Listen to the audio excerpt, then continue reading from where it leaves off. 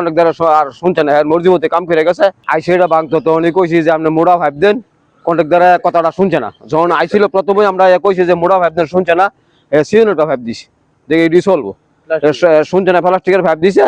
পরে সারা মাঠে পানি হয়ে গেছে। আমি কইছি ইন্ডিয়াতে পানি ডাই চলন্ত খাল, পানি অনেক যা, আপনি সুন্দর করে দেন। কন্ট্রাক্ট দ্বারা আর শুনছে না, মর্জি মতো কাম করে গেছে। পরে সারা মাঠ পানি হয়েছে, 50 কানি জ্বালা ফালাইছে, জ্বালা পরে তল গেছে গা। এরপরে এখন তো ভাঙ্গে গেছে গা, গিয়া যাওয়ার পরে পরে আবার 5 দিছে মুড়া।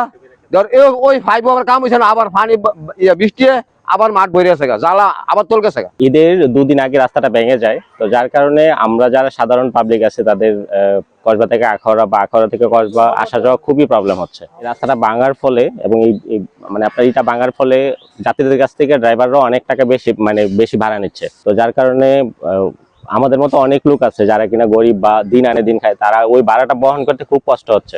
ভাঙার কারণ হচ্ছে এখানে ছোট পাইপ দিছে, পাইপ দেওয়ার গতিকে উজানের পানি আসে, ভারতের পানি আসে, বিভিন্ন মাঠের পানি আসে, একটাই রাস্তা। এই পানি সংকলন হইতে পারে না, এই পানির গতিতে ভেঙে যায়। ভাঙার পরে উনি আসে না, অনেক দিন লিঙ্গার করে আসছে, ঈদের আগে ভাঙছে, ঈদের পরে আসছে, আজকে 8-10 দিন হয়ে গেছে। আইসাও গরিমসি আজকে ফাব্রিক ঠেলা দেওয়াতে আজকে কাজ ধরছে।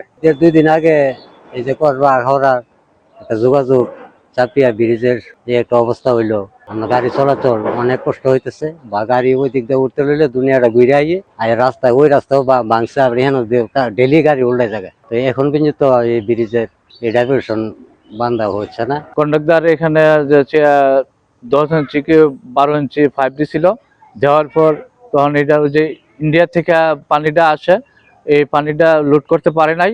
তখন এটা ঝড় বৃষ্টি হয়েছে পর তো পানি ফুলে গেছে, যাওয়ার পর জ্বালা টালা সব নষ্ট হয়ে গেছে।